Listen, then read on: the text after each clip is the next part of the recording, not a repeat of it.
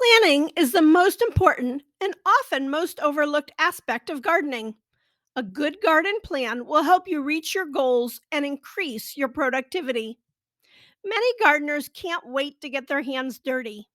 They get outside as soon as the ground is warm and dry, till some land, or fill a raised bed with soil, and then plant their seeds. You will get a lot more bang for your buck if you take some time and make a plan. Foundations are just as important in gardens as they are in houses. An architect does not just start building, they must gather ideas, put them down on graph paper, and then think about the best way to implement their design.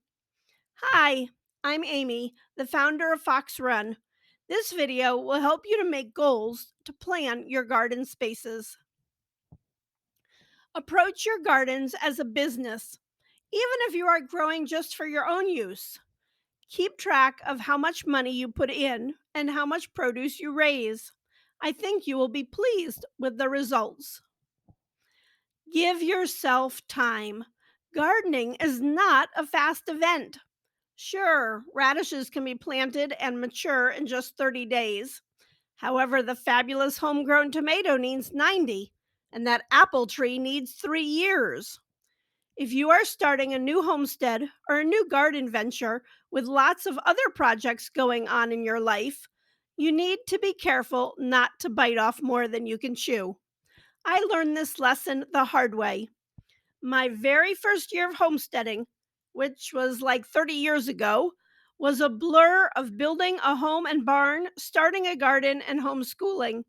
Not only was I a frustrated and impatient woman, but every part of the homestead was incomplete. Having realistic plans to achieve your goals is worth the time and effort spent. Goals are broad and state what you are going to do. Objectives show how you are going to do that. For example, a goal would be over the next 3 years, I will develop two 20 by 20 garden spaces to produce my own vegetables and herbs. So, for example, a beginner gardener with a full time job might have these objectives for their first year. The goal is in my first session, I plan to grow enough fresh vegetables to eat a fresh salad each day from May to October and some extra beans and tomatoes to preserve. The objectives show the steps of getting that done. I will grow greens using succession planting and two raised beds 4 by 4 plots. I will plant a 15-foot row of bush beans for fresh beans weekly and can 15 quarts of beans for the winter. And I will plant 2 salad and 1 sandwich type of tomatoes for fresh eating and 6 paste tomatoes for canning.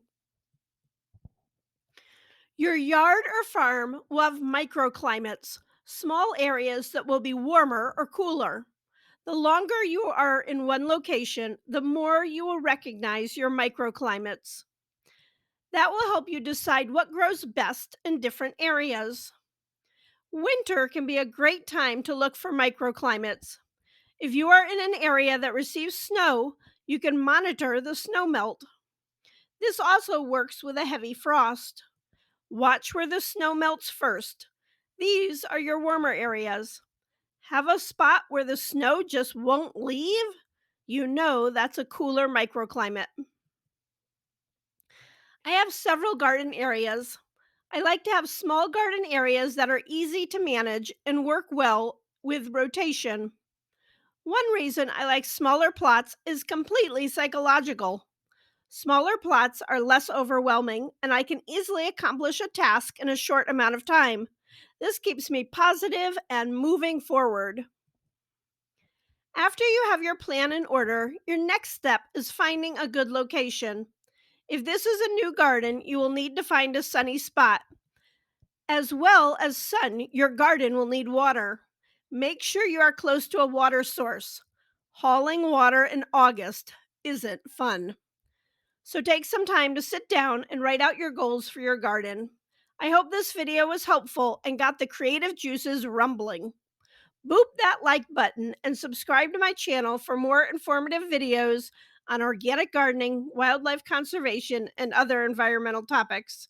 Take care and have a fabulous day.